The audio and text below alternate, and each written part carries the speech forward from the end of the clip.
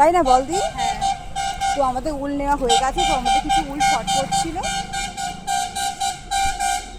তো সেই জন্য আমাদের উল লাগবে, সেই জন্য উল নিয়ে নিচ্ছি।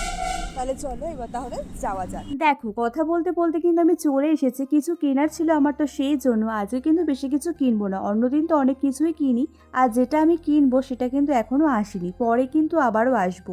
মাঝে মধ্যেই তো আসি, তোমরা তো ব্লগে দেখতেই পাও। উইন্টারের জন্য কিন্তু কিছু নিতে এসেছিলাম, ময়শ্চারাইজার, বডি লোশন এন্ড হয়ে গেছিল, তো সেই জন্য কিন্তু কিনতে এসেছিলাম। ফোনটা একটু খারাপ হয়ে গেল, ভাবলাম আরো কিছু কিনবো, কিন্তু শপে তো এখনো আসেনি, তো পরে আমাকে আবার আসতে হবে, তখন কিনবো।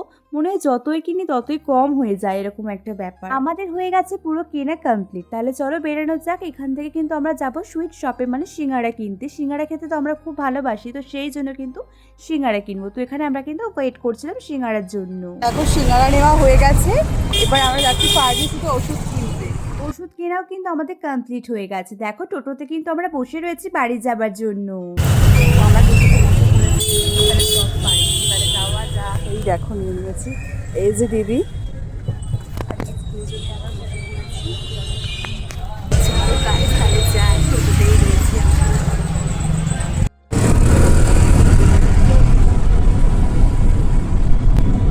টোটো থেকে আমরা নেমে পড়েছি, চলো বাড়ির দিকে যাওয়া যাক। সো আমরা চলে এসেছি, তাই তো দি? হ্যাঁ, তো আমরা চলে এসেছি, তাহলে চলো বাড়ির দিকে যাওয়া যাক। চল দি। এদিকে আমরা পুকুর বাড়ির সামনে দাঁড়িয়েছিলাম, ও আসছিল, তো সেই জন্য কিন্তু আমরা দাঁড়িয়েছিলাম। দেখো ও আসছে। সিঙ্গারা খাবি? এই সিঙ্গারা খাবি? আমরা এখন বাড়ির দিকে যাচ্ছি। এই যে ওকে তুলে নিয়ে আসলাম ঘুম থেকে, একটু মুখটা দেখি দাদা আপনার। এখন যাচ্ছি আমরা বাড়ির দিকে, বেশ ভালোই তো লাগছে, টমটমের মতো।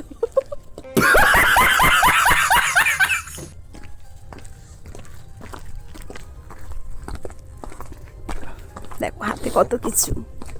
টাটা, যা যা। বুবুকে করে দিলাম টাটা, তাহলে চলো গাইস বাড়ির দিকে তাহলে যাওয়া যাক। বাড়ির সামনে রাস্তাতে কিন্তু একদম ছিলাম, দেখো পুরো অন্ধকার ছিল বাইরে, কারণ শীতকাল তো একদম রাস্তাঘাট অনেকটাই ফাঁকা ছিল। সো বলো গাইস ব্লগটা তোমাদের কেমন লাগলো? ভালো লাগলে কিন্তু অবশ্যই কিন্তু একটা লাইক করতে হবে। তো দি, হ্যাঁ খুব ঠান্ডা না বাইরে? ভীষণ, মানে ভীষণ ভীষণ। তো কিছু বলার নেই, জাস্ট প্রচন্ড ঠান্ডা বাইরে। আমারও তো অলরেডি রাখতে।